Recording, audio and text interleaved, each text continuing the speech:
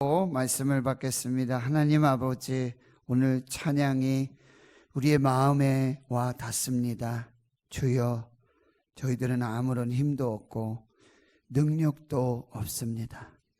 주님밖에 기댈 곳 없고 의지할 곳 없어서 오늘 이 시간 주님 앞에 나왔습니다. 특별히 시간 예배하면서도 주님, 육체의 연약한 질병 때문에 고통당하는 주의 성도들이 있습니까? 시간 주님의 옷자락에 손을 내밀어 믿음으로 주님의 옷자락을 잡습니다. 주님께 기대입니다. 품어주시고 안아주시고 평안을 주시며 다시 회복시켜 강건하게 하셔서 그 사명의 자리, 예배 자리, 직분의 자리 지킬 수 있도록 주의 성령께서 함께하여 주시옵소서. 종은 가리워 주시옵시고 성령께서 오늘 하나님의 말씀으로 심령과 골수를 찔러 쪼개며 살게 하시고 회복해 하시고 강건하시는 평강의 은혜로 함께하여 주시옵소서. 예수님의 이름으로 기도하옵나이다. 아멘. 성경 말씀에 그런 것이 있죠. 모든 것을 은혜로 받으면 다 은혜가 된다. 모든 것을 하나님의 은혜로 받으면 다 은혜라고 하는 거예요. 주의 말씀과 기도로 거룩하여진다라고 디모데 서신에 우리에게 말씀해 주고 있는 것이죠. 사랑하는 성도 여러분, 이 더위도 또 혹은 불경기도 또 육체의 질병도 어떻게 받으라고요? 감사함으로 받으면 버릴 것이 없다. 그래서 고난당한 것이 내게 유익이라는 거예요. 이로써 내가 주의 율례를 배우게 되었다. 다른 가정은 화평한데 우리 가정은 맨날 지지고 볶는 것 같고, 다른 가정에 문제 없는 것 같은데 우리 집엔 왜 이렇게 문제가 많은지, 그러나 오늘 믿음으로 감사함으로 받으실 수 있길 축원합니다. 감사함으로 받으면 버릴 것이 없어요. 말씀과 기도로 거룩하여 지니라. 할렐루야. 사랑하는 성도 여러분, 행복하십시오. 행복하십시오. 성령 충만하십시오. 우리 요즘 한국 사회는요, 소외와 단절이라는 무서운 이 사회 문제에 직면하고 있습니다. 불통의 시대를 살고 있습니다. 특히 2014년 송파 새 모녀 자살 사건은 바로 우리 한국 사회의 소외와 단절, 불통의 단면을 적나라하게 보여주고 있습니다. 이 사건의 내용은 이렇습니다. 송파구에 사는 새 모녀가 있어요. 큰 딸은 만성질환이고요, 어머니의 실직, 생활고에 시달리다가 이 딸이 정말 죄송합니다, 나는 메모를 하나 남기고 그들이 갖고 있었던 전 재산 현금 70만 원 이걸 집세와 공과금으로 놔두고 그리고 번개탄을 피워서 자살한 사건입니다. 요즘 고독사, 노인의 무연고 사망 역시 증가하고 있습니다. 최근 5년간 2014년에서 2018년 6월까지 3,331명의 노인들이 고독사한 것으로 통계가 나와 있습니다. 국가가 부강에 치고 사회가 안정되면서 복지 시스템이 보강이 되었습니다. 그러나 이러한 소외와 단절, 불통의 문제가 반복되고 있다라고 하는 것, 이것은 우리 사회와 또 한국 교회에 우리에게 던져주는 메시지가 있다라고 하는 것입니다.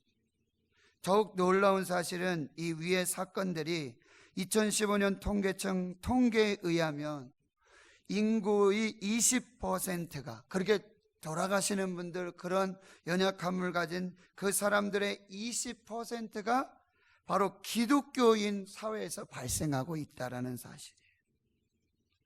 바닷물의 3.5%가 염도로 되어 있어요. 그 짠맛을 일정하게 유지하고 있습니다. 그런데 우리 장로님께서도 기도하셨지만 한국 사회에 이 기독교인의 인구가 1,000만 명을 넘고 있습니다. 그럼에도 불구하고 소외와 단절, 이 불통으로 병들어가는 이 세상을 향해서 한국 교회가, 우리 대구 신흥교회가 복음을 전할 뿐만 아니라 이 회복을 전하는 교회 섬김을 다 해야 한다라고 하는 것입니다. 오늘 본문의 말씀은 이 소외와 단절 불통의 땅 사마리아로 가고 계시는 예수님의 모습을 볼 수 있어요. 교회의 주인 되시고 머리 되신 예수님은 기꺼이 이 소외와 단절 불통의 땅 사마리아로 가고 계시는 것이죠. 4절 말씀에 사마리아를 통과하여야 하겠는지라, 이 번역은 이런 의미입니다. 그러나 그는 사마리아를 관통해 가야 할 필요가 있었다라고 표현하고 있습니다. 이렇듯 예수님은 먼저 다가가셨습니다. 이것이 예수님의 방법이에요. 예수님은 지금도 이 방법대로 먼저 우리를 찾아오시는 것이죠. 예수님은 남들이 가지 않는 그 소외와 단절 불통의 현장 사마리아로, 그리고 한 여인에게로 먼저 다가가시는 거예요. 종교와 지역, 역사, 문화, 전통, 관습, 이 성의 벽을 무너뜨리시는 거죠. 예수님은 사람의 필요에 민감하게 반응하셨어요. 그들의 목마름이, 그들의 갈급함이, 그들의 상한 마음을 보고 아셨습니다. 예수님은 기꺼이 도움을 주셨습니다. 영원히 목마르지 않는 그 속에서 영생하도록 솟아나는 샘물, 생수, 그 복음, 구원을 주셨습니다. 예수님은 창의적인 방법으로 일하셨어요. 누구도 상상하지 못하고 오직 예수님만 하실 수 있는 파격적인 행보를 하셨습니다. 오늘 본문에서는 예수님과 이 사마리아 여인의 대화, 즉 질문과 대답을 통해서 이 여인이, 이 사람이 한 유대인 한 남자가 아니라, 그가 한 선지자가 아니라, 그가 그들이 그렇게 갈급하고 기다리고 있었던 메시아요 그리스도시요 하나님의 아들이신 것을 알게 되었다라는 사실이에요. 도로시 리즈라고 하는 사람은 질문의 7가지 힘이라는 책에서 이 질문이 던져주는 놀라운 효과를 다음과 같이 언급하고 있습니다. 첫째, 질문을 하면 답이 나온다. 둘째, 질문을 하면 생각을 자극한다. 셋째, 질문을 하면 정보를 얻는다. 넷째, 질문을 하면 통제가 된다. 다섯째, 질문을 하면 마음을 열게 한다. 여섯째, 질문은 귀를 기울이게 한다. 일곱째, 질문에 답하면 스스로 설득이 된다. 오늘 본문에 등장하는 사마리아 이 여인은 예수님 보시기에 여러모로 부족한 것이 많아요. 특별히 남편이 5이나 돼요. 부족한 것이 많아요. 그러나 예수님과 함께 있으며 예수님과 함께 질문 또 답을 하면서 이 여자가 반드시 알아야 할 예수님이 누구신지를 알고 경험하는 일들을 하게 된다라고 하는 것이죠. 19절에 오늘 본문의 말씀에 그가 이 예수님이 일반적인 그냥 유대인 남자가 아니라 특별한 그 선지자 중에 한 사람이라는 것을 알게 되죠. 그때의 그녀는 다른 것을 말하지 않고 사마리아인들과 유대인들이 오랫동안 싸워왔던 예배 처소의 문제, 사마리아가 맞습니까? 예루살렘이 맞습니까? 라는 질문을 예수님께 던지는 것이죠. 그 결과, 그 대화의 끝에 말씀드렸지만 결국 예수님께서 메시아이고 그리스도이심을 알게 되어지는 것입니다. 사마리아 여인은 자신에게 답을 주시는 분이 누구신지를 알게 됐어요. 그가 메시아고 그가 그리스도이심을 알게 되었을 때 주저함 없이 바로 구원과 생명의 길로 나오게 되는 것이죠. 물동이를 버려둡니다. 그리고 와서 봐라, 이는 그리스도가 아니냐? 무슨 말이에요? 내가 메시아 그리스도를 만났다. 사마리아 성의 복음의 천병이 되고 있는 것입니다. 오늘 저는 예수님의 이 사마리아 행의 목적이 무엇인지, 그리고 그를 통해서 이루시고자 하는 일들이 무엇인지를 살펴보겠습니다. 첫 번째, 이 사마리아로 가게 되신 궁극적인 목적은 바로 그 한 사람, 한 영혼을 만나고 찾아서 구원하시기 위함이었다라고 하는 거예요. 4절에 사마리아로 통과하여야 하겠는지라 말씀드렸지만, 사마리아로 관통해 가야 할 필요가 있었다. 신학자들은 이 부분을 이렇게 말합니다. 신적, 필연적인 그런 요소가 있었다는 거예요. 하나님께서 반드시 해야 할 그 사명이 있었기에 그렇게 행동하셨다는 거예요. 여러분, 복음서를 읽어보시며 여러분은 잘 이해하지 못하는 부분들이 많아요. 저도 그래요. 예수님 왜 그렇게 행동하셨을까? 예수님 왜 그 말씀하셨을까? 예수님 왜 그렇게 하셨을까? 라고 우리가 생각할 때가 많아요. 의아해요. 그런데 예수님의 행동 하나하나, 예수님의 하나하나 한마디 한마디의 말씀은 다 필요하셨다는 거예요. 예수님께서 필요하셔서 하신 행동이고 하신 말씀이었다라고 하는 거예요. 지금 사마리아로, 지금 남들이 꺼려하고 가지 않고 이 소외되고 단절되고 불통한 이 사마리아로 가고 계신 이 예수님의 행동은 반드시 거기에 이유가 있고 목적이 있었다라고 하는 거예요. 바로 이것은 한 영혼을 구원하시기 위해, 바로 한 영혼을 구원하시기 위해서, 이것이 예수님께서 인간의 몸을 입으시고 이 땅에 오신 궁극적이고 최종적인 사명, 미션이 되고 있다라고 하는 거예요. 마가복음 1장 38절에 우리가 다른 가까운 마을들로 가자, 거기서도 전도하리니 내가 이를 위하여 왔노라. 마가복음 2장 17절, 예수께서 들으시고 그들에게 이르시되 건강한 자에게는 의사가 쓸데없고 병든 자에게라야 쓸데있느니라. 나이는 의인을 부르러 온 것이 아니요 죄인을 부르러 왔노라. 누가복음 19장 10절에 삭개오를 만나시고 그를 변화시키신 후에 이도 아브라함의 자손이다 라고 하신 말씀 후에 이렇게 말씀하시는 거예요. 인자가 온 것은 잃어버리는 자를 찾아 구원하려 함이니라. 한 성도 여러분, 오늘 예수님이 이곳에 찾아오실 줄 믿습니다. 바로 그 한 사람, 그 한 영혼을 만나시기 위해서, 그를 구원하시기 위해서, 그 상한 마음, 갈급한 마음을 가지고 있는 그 한 사람을 만나시기 위해 오늘도 찾아오실 줄을 믿습니다.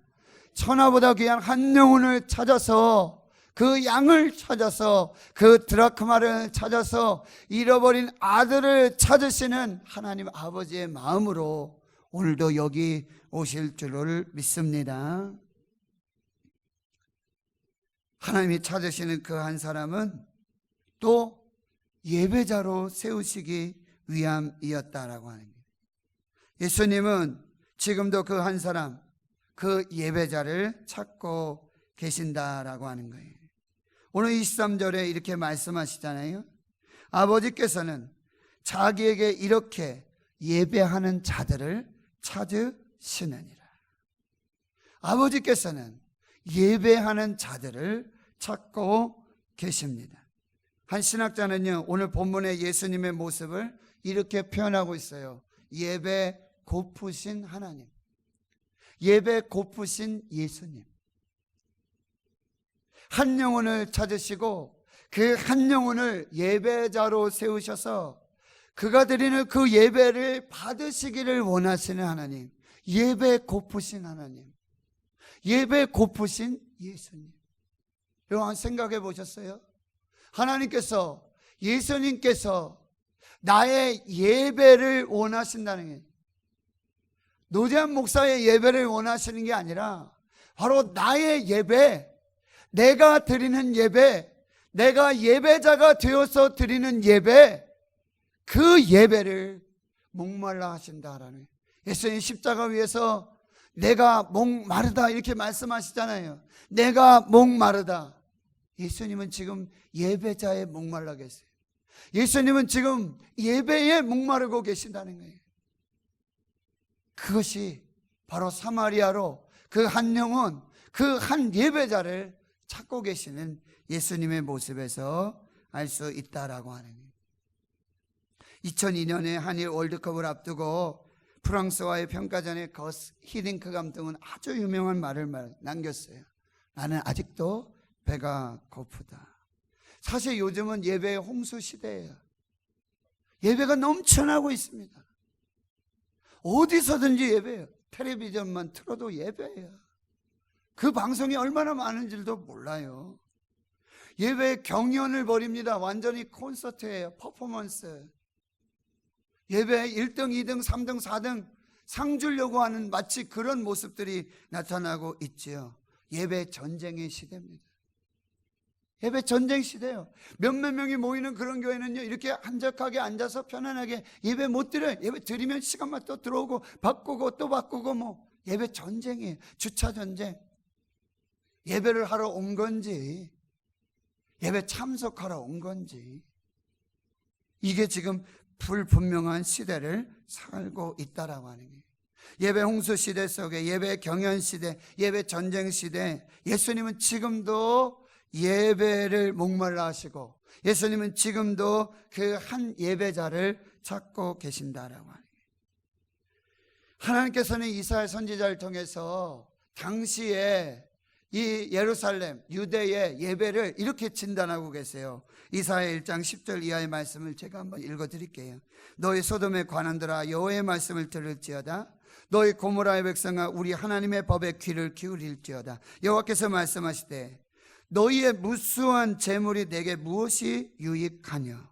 나는 순양의 번제와 살찐 짐승의 기름에 배불렀고, 나는 수송아지나 어린 양이나 숫 염소의 피를 기뻐하지 아니하노라. 너희가 내 앞에 보이러 오니 이것을 누가 너희에게 요구하였느냐? 내 마당만 밟을 뿐이니라. 헛된 재물을 다시 가져오지 말라. 분향은 내가 가증히 여기는 바요, 월삭과 안식일과 대회로 모이는 것도 그러하니 성회와 아굴로 악을 행하는 것을 내가 견디지 못하겠다. 성회를 지킨다고 그러면서 예배하면서도 마당만 밟고 있고 재물만 드리며 형식적인 예배, 기뻐하시지 않는 그 예배, 내가 신물이 난다, 이 말씀이에요. 내 마음이 너의 월삭과 정한 절기를 싫어하나니 그것이 내게 무거운 짐이라. 내가 지기에 곤비하였느니라. 너희가 손을 뺄 때에 내가 내 눈을 너희에게서 가리고 너희가 많이 기도할지라도 내가 듣지 아니할 것이다. 너의 이 형식적인 예배, 그냥 예배만 참석하고 시간만 때우고 정성이 없고 마음이 없고 재물만 드리고 마당만 밟고 가는 그 예배에 내가 신물이 난다. 이는 너희의 손에 피가 가득함이라. 너희는 스스로 씻으며 스스로 깨끗하게 하여 내 복전에서 너희 상한 행실을 버리며 행악을 그치고 선행을 배우며 정의를 구하며 학대받는 자를 도와주며 고아를 위하여 신원하며 과부를 위하여 변호하라. 예수님께서 마태복음 15장에서 이렇게 말씀하세요. 너희의 전통으로 하나님의 말씀을 폐하는도다. 외식하는 자들아, 이사야가 너희에 관하여 잘 예언했도다. 지금 이사야의 이 말씀을 인용하시면서 예수님이 당시의 예배자들을 비판하고 계시는 거예요. 이 백성이 입술로는 나를 공경하되 마음은 내게서 멀도다. 입술로는 하나님의 이름을 부르고 찬양하며 예배한다고 하지만 마음은 내게서 멀도다. 마음이 없는 찬양, 마음이 없는 예물, 마음이 없는 예배, 마음이 없는 이 형식적인 예배, 난 여기에 신물이 났다, 이런 얘기. 사람의 계명으로 교훈을 삼아 가르치니 나를 헛되이 경배하는도다. 마커스 워십의 주를 위한 이곳에, 제가 참 좋아하는 찬양인데요, 이 찬양을 부를 때마다 눈물이 나는 거예요. 주를 위한 이곳에 예배하는 자들 중에 그가 찾는 이 없어 주님께서 슬퍼하시네. 주를 위한 이곳에, 예배하는 이곳에 주가 찾는 이가 없어. 우리는 예배한다 그러고 주님을 위하는 장소라 그러고 시간을 드리고 예배를 드리고 예물을 드리지만 주님께서 찾으시는 정작의 예배자는 없기에 주님께서 슬퍼하시네. 주님께서 찾으시는 그 한 사람, 그 예배자, 내가 그 사람 되기를 간절히 주께 예배하네. 주 은혜로 이곳에 서 있네. 주 임재에 엎드려 절하세. 난 그 어느 것도 아무것도 필요 없습니다. 주님만 경배하겠습니다. 이것이 이 찬양의 고백이라는 거예요. 사랑하는 성도 여러분, 하나님은 예배 참석자를 찾지 않으세요. 마당만 밟고 있는 사람들 찾지 않으시는 거예요. 그냥 시간만 드리고 도장 찍고 간다. 나 오늘 예배 드리고 간다. 목사님 저 왔어요. 이런 예배 참석자를 원하시는 게 아니에요. 하나님은 예배자를 찾으시는 거예요. 하나님은 예배에 목마르세요. 하나님이 찾으시는 예배자는 시편 42편 1절과 2절. 목마른 사슴이 시냇물을 찾기에 갈급한 같이 내 영혼이 주를 찾기에 갈급하니이다. 내 영혼이 하나님 곧 살아계신 하나님을 갈망하나니 내가 어느 때에 나가서 하나님의 얼굴을 배울까. 하나님 나 다 필요 없어요. 난 주님만 계시면 돼요. 나 주님만 만나고 싶어요. 나 주님을 갈망해요. 주님을 목말라요. 주님을 만나지 않으면 죽을 것 같아요. 주님 만나기 원합니다. 이 예배자를 찾으시는 거예요. 시편 51편 17절에 다시 범죄하잖아요. 다시 범죄해. 우리 아내 바세바를 범하고 눈물을 흘며 그 눈물이 침상에 요를 적십니다. 그때에 이 다윗이 고백하는 건 뭐야? 하나님이 구하시는 제사는 상한 심령의 제사라. 하나님이여 상하고 통회하는 마음을 주께서 멸시하지 아니하시리이다. 사랑하는 성도 여러분, 지금 예수님은 사마리아로 그 한 영혼을 찾으라. 예배하는 그 한 사람, 목마른 예배자, 갈급한 예배자, 예배 고프신 하나님의 마음을 흡족하게 채워줄 그 예배자를 찾으시려고 사마리아로 가고 계십니다. 거기서 그 여인에게 이제 말씀하시는 거죠. 예배에 대한 깊은 진리의 말씀을 선포하세요. 예배의 본질이 무엇인가? 우리에게 말씀하고, 너희는 알지 못하는 것을 예배하고 우리는 아는 것을 예배한다. 그럼 우리는 무엇을 알고 예배해야 하는가? 첫째, 지금은 예배할 때라는 거예요. 지금은 예배할 때다. 이 말씀 뭐냐? 예배가 먼저라는 거예요. 예배가 최우선 순위가 돼야 된다는 거예요.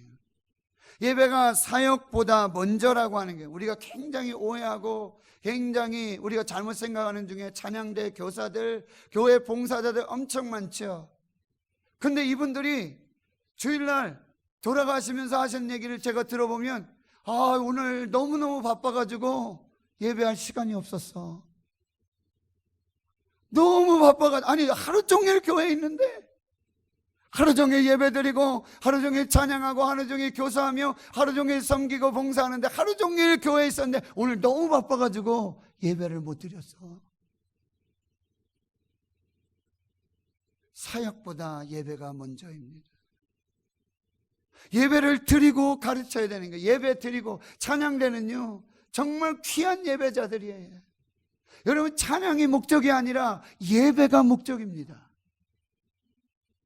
우리 여기 있는 모두가 봉사가 목적이 아니라 사역이 목적이 아니라 예배가 먼저라는 사실이에요. 우선순위를 정하셔야 돼요, 여러분이. 오늘 예배는 다시 오지 않습니다. 수련회하고 여름성경학교하고 많은 예배를 드려요. 굉장히 은혜가 됐어요. 그 예배에 또 드리고 싶어요. 그 예배에 또 참석하고. 아니에요. 그 예배는 그때 한 번 드리는 예배예요. 지금은 예배할 때는, 지금 예배가 가장 큰 일이고 지금 예배가 가장 시급하고요, 지금 예배가 가장 중요하다는 말씀이에요. 예배가 우선되고 예배가 먼저가 돼야 된다라는 사실이에요. 2차 세계대전 발발했을 때 대영 제국의 국민들, 이제 독일이 유럽 전역을 다 지금 하고요, 지금 바다를 건너가지고 영국을 온다는 거예요. 폭격한다는 거죠. 그때에 아주 깊은 절망과 불안, 두려움에 사로잡히게 돼요. 전쟁의 승산이 없어요. 그런데 영국은요, 이 윈스턴 처칠 수상이 항전 포고를 합니다. 우린 독일과 맞서 싸우겠다. 우린 독일과 싸우겠다라고 지금 말하게 되어지는 것이죠. 그러면서 아주 존경받는 성공의 주교였던 윌리엄 템플에게 이렇게 연설을 시작하고 있습니다. 대영 제국의 국민 여러분, 지금은 우리가 하나님을 예배할 때입니다. 전쟁은 큰일입니다. 그러나 예배는 더 큰일입니다. 만약 우리 국민이 이와 같은 때에 진정 하나님을 예배할 수 있다면, 그리고 하나님을 바라보고 그 하나님이 우리와 함께하는 것을 믿을 수 있다면 전쟁은 결코 큰일이 아닙니다. 그리고 우리는 능히 우리가 예배한 하나님의 도우심으로 이 전쟁을 승리할 것입니다. 그 다음 날이 주일이었어요. 모든 교회 종을 올립니다. 예배하러 오라고요. 교회마다 예배하는 국민들도 인산인해를 이루게 되는 것이죠. 과연 대형제국은 그 처절한 그 전쟁 속에서 버티고 견디면서 마침내 승리할 수 있었다라고 하는 거예요. 참 멋지지 않습니까? 전쟁은 큰일입니다. 그러나 하나님께 예배하는 일이 더 큰일입니다. 지금 하나님께 예배할 때입니다. 여러분, 지금 우리 장로님들도 우리 맨날 기도하네. 이 나라 민족 지켜주세요. 하나님 한국교회 지켜주세요. 경제 살려주세요. 안보가 구멍이 났습니다. 이거 지금 어떻게 해야 되겠습니까? 맨날 그러면서 예배하지 않아요. 하나님 죽겠습니다. 이 나라 죽겠습니다. 경제가 죽겠습니다. 안보가 구멍이 났습니다. 간첩이 잡혔습니다. 간첩선이 내려오고 있습니다. 하나님, 이 나라 지금 풍전등화입니다. 근데 예배하지 않아요. 예배하는 사람 다 어디 간 거예요? 기도하는 사람 다 어디 간 거예요? 예배가 먼저예요. 예배하고 가르치고 고3 수험생들 얼마나 지금 심각해요. 100열흘도 안 넘었어요. 뭐 해야 됩니까? 예배하고 공부하는 거예요. 예배 드리고 직장 나가는 거예요. 예배 드리고 그리고 사업하는 거예요. 예배 드리고 하나님 먼저 예배 드리고 지금이 예배할 때예요. 예배하지 않으면 살 수 없습니다. 예배하지 않으면 결코 하나님께 은혜 받을 수 없습니다. 예배하지 않으면 우리가 결코 세워질 수 없습니다. 지금이 예배할 때예요. 두 번째, 우리는 누구를 예배할 것인가? 오직 하나님만을 예배해야 된다. 장소가 중요하지 않아요. 시간 중요하지 않아요. 오직 하나님만 예배하는 예배가 되어야 될 줄 믿습니다. 그럼 우리는 무엇으로 예배할 것인가? 무엇을 드릴 것인가? 하나님께 신령과 진정으로 예배해야 된다 말씀하고 있어요. 예배는 뭐예요? 드리는 것입니다. 예배의 영어 표현이 worship이잖아요. 근데 그 단어는 worth, 가치에서 왔어요. 가치. worth가 worship이 된 거예요. 명사형으로. 예배는 우리의 가치를, 우리의 최고의 가치를 하나님께 드리는 거예요. 예수님은 십자가에서 가장 완전한 예배를 드리셨어요. 자기 몸을 단번에 피를, 그 예수님의 마음을 닮아서 우리도 우리의 전부를 하나님께 드리는 거예요. 그래서 마음과 뜻과 정성을 다해, 목숨 다해 나의 전부를 드려 예배하는 것입니다. 그것이 예배입니다. 그래서 로마서 12장 1절에 그러므로 형제들아, 내가 하나님의 모든 자매하심으로 너희를 권하는 너희 몸을 하나님이 기뻐하시는 거룩한 산 제물로 드리라. 이것이 너희가 드릴 영적 예배니라. 마지막입니다. 예배의 최종 목적은 바로 하나님의 임재, 셰키나의 영광을 보는 거예요. 예배의 최종 목적은 예수를 만나는 거예요. 오늘 이 여인이 마지막에 메시아 그리스도, 내가 그니라, 그 예수를 만났던 것처럼 우리의 예배 마지막, 우리의 예배 끝에는 바로 하나님을 만나고 그 임재와 영광 앞에, 그 충만하신 은혜 앞에 예수 그리스도를 경험하는 그 예배가 되어야 될 줄을 믿습니다. 서초교회 김성년 목사님의 간증을 소개하며 마치도록 하겠습니다. 목사님이 개척 당시 한 젊은 부인이 교회 나오셔가지고 울며 기도하며 예배하고 있는 거예요. 평일에. 무슨 일인가 물어보니까 아버지가 사업에 실패했어요. 큰 고통 중에 계시는데 도울 길이 없어 기도밖에 할 수 없다는 거죠. 그 여인은 소녀 시절에 미션 스쿨을 다니며 예배를 드리고 하나님을 배웠어요. 그런데 하나님 잊고 예배 잊고 그냥 사는 거였죠. 그렇지만 이제 어려운 일을 당해보니까 하나님 생각, 예수님 생각이 나서 그냥 십자가 보고 들어온 거예요. 와서 기도하고 있는 거죠. 목사님께서 마침 그 주의 설교를 오늘 본문으로 준비하고 계셨다라고 하는 거예요. 그러면서 그 한 여인에게, 그 예배하는 그 한 사람에게, 목마른 예배자, 갈급한 예배자, 그 상한 심령의 예배자에게 주의 설교를 다 쏟아부었어요. 하나님은 예배하는 자를 찾으신다. 마음이 상한 목마른 영혼 찾으신다. 신령과 진정으로 예배하라. 예배를 통해 하나님 만나라. 예수님 만나라. 가까운 교회 가서 예배해라. 주일 설교를 쏟아부었어요. 그리고는 가졌어요. 주일 예배 드리는데 이 설교를 하고 있는데 그 여인이 딱 들어오는데 웬 중년 남자와 함께 들어오는데 아버지 모시고 교회를 나온 거예요. 근데 이 남자분이 예배 시작하면서 끝날 때까지 눈물을 흘리며 예배를 드리는 것이죠. 예배 마친 후에 두 분들을 이렇게 불러서 만날 수가 있었는데 사연을 들어보니까 이 아버지께서 친구와 동업을 하면서 사업을 했는데 배신했어요. 돈 다 떼이고 부도 맞고 도망간 거 자기 거 다 챙기고 자기는 어디 가서 피신해 숨어 있는 거예요. 근데 수소문에서 이 친구의 지금 피신처를 알게 됐다는 거예요. 이를 갈고 이를 가르며 사제 폭탄을 준비해가지고 내일 만나서는 가서 너도 죽고 나도 죽고 그냥 끝내자, 그럴 마음으로 있었는데 이 딸이 집에 와서는 아버지한테 아버지 한 번만 교회 가자고, 한 번만 예배 드려, 내 소원이라고, 아버지 한 번만 예배 드립시다, 한 번만 교회 갑시다. 그래, 내가 이제 죽을 몸인데 뭐 그 정도 소원은 내가 들어줘야지. 그리고 교회를 왔는데 정말 하나님께서 말할 수 없는 그 은혜와 감동을 주시면 마음이 다 놓고 그 친구가 예배 중에 용서가 되어지는 거예요. 그리고 내일은 찾아가서 용서를 구하고 우리 다시 한번 살자. 그리고 그 마음이 내가 살아야겠다, 내가 죽어서는 안 되겠다, 내가 살아야 되겠다. 그러면서 그의 마지막에 이렇게 말씀하시는 거죠. 목사님, 교회가 나를 살렸습니다. 목사님, 오늘 이 한 번의 예배가 우리 가정을 살렸습니다. 그렇습니다. 예배가 살면 저와 여러분이 살게 될 줄 믿습니다. 예배가 살면 나라가 살 줄 믿습니다. 예배가 살면 가정이 살 줄 믿습니다. 예배가 살아야 자녀들이 살게 될 줄 믿습니다. 하나님은 오늘도 예배 고프신 하나님, 예배 고프신 예수님, 예배자를 찾으시며 오늘도 이곳에 임재하시고 우리와 함께 하시는 줄 믿습니다. 평생 예배자로 사실 수 있기를 주의 이름으로 축원합니다. 축원합니다. 기도합니다. 하나님 감사합니다. 부족한 종이 주의 말씀 함께 나누었습니다. 지금 예배할 때인 줄로 믿습니다. 우리가 예배해야 될 때인 줄로 믿습니다.